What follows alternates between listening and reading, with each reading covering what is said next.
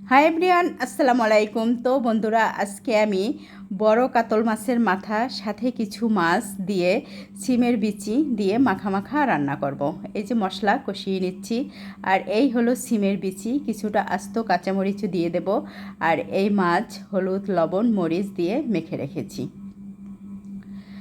এখন মাছটা সুন্দর করে ভেজে নেব তেলে দুপাশ। আর এই সিমের বিচিটা কিন্তু ফ্রোজিং করা।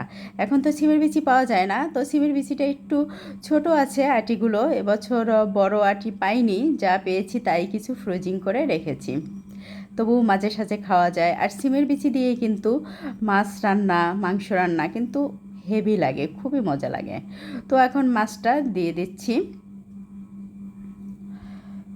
তো মাছটা দুপাশ ভেজে নেব সুন্দর করে। মাছ কিন্তু দুপাশ না ভাজলে যে কোনো মাখা মাখা রান্নায় ভালো লাগে না, দুপাশ ভাজলে ভালো লাগে, তাহলে আর কাঁচা কাঁচা লাগে না। তো এই যে মশলা কষিয়ে নিচ্ছি, সিমের বিচি সবই রেডি করে নিয়েছি।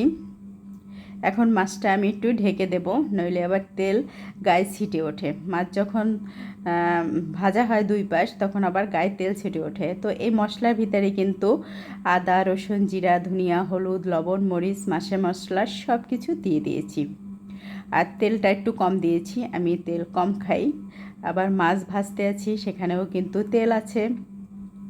তো এই যে এখন সুন্দর করে সিমের বিচি দিয়ে কষিয়ে নেব, তারপর ঝোলের জন্য পানি দেব। এই যে মাছ ঢেকে তারপর আমি দুপাশ ভাজতেছি, তাহলে গায়েও তেল ছিটিয়ে উঠবে না, আবার দেয়ালগুলোও ভালো থাকবে।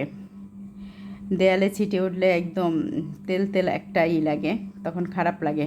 তো এখন ঝোলের জন্য আর সিদ্ধর জন্য পানি দিয়ে দিলাম, টকবগিয়ে ফুটে উঠলে মাছটাও দিয়ে দেব। তো বন্ধুরা, অবশ্যই ভিডিওটা বেশি করে দেখো, লাইক কমেন্ট শেয়ার করে দিও। আর যারা ফেসবুক পেজ থেকে দেখছো ফেসবুক অ্যাকাউন্ট থেকে দেখছো, সবাই ফলো করে দিও, আমার পাশে সবাই থেকো, ঠিক আছে? আর বেশি করে ভিডিও দেখো। তো বন্ধুরা, এখন মাছটা দিয়ে দেব, যেহেতু ঝোলটা ফুটে উঠেছে। তো মাছটা দিয়ে একটু নেড়ে চেড়ে দিয়ে কিছুক্ষণ পর আবার ধনিয়া পাতাও দিয়ে দেব। তারপর একটু ঝোল টানিয়ে সিদ্ধটাও হয়ে যাবে, আর ঝোলও একটু টেনে যাবে, বাস উঠিয়ে ফেলবো। তো এরকম সিমের বিচি দিয়ে কাতল মাছের মাথা মাছ একসঙ্গে রান্না এত মজা যা বলার না। এই যে কিছুটা ধনিয়া পাতা কিন্তু দিয়ে দিয়েছি, এখন আরেকটু পর উঠিয়ে ফেলবো। তো এই হলো কাতল মাছের মাথা দিয়ে সিমের বিচি রান্না। এই হলো ফাইনাল লুক। খেতে এত ভালো হয়েছে যা বলার না।